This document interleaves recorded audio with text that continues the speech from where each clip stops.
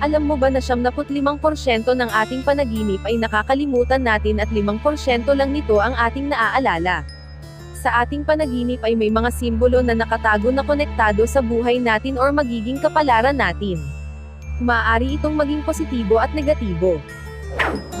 Napanaginipan ako ng aking mister na maraming langgam sa ulo. Ano po ang ibig sabihin nito? Thank you po.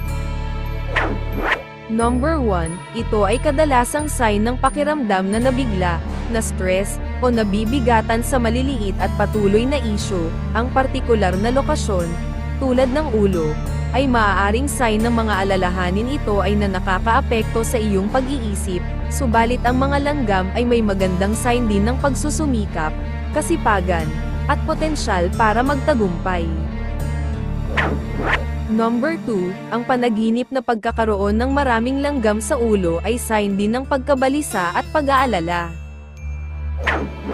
Number 3, sa ilang interpretasyon, ang mga langgam ay maaaring sign na pagiging kontrolado o manipulahin ng iba, o pakiramdam na parang nawawalan ka na ng kontrol sa iyong buhay.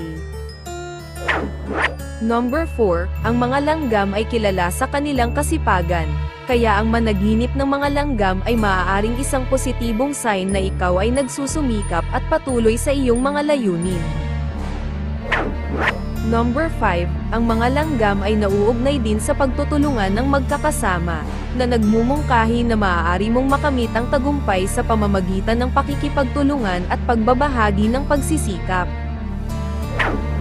Number 6, ang mga langgam ay kilala sa kanilang kakayahang malampasan ang mga hadlang, kaya ang panaginip na ito din ay maaaring maging isang paalala na manatiling matyaga at huwag sumuko sa iyong mga layunin.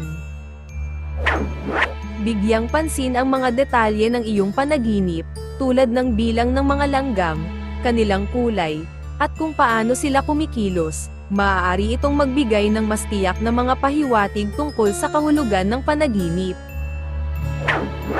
Salamat sa inyong pakikinig.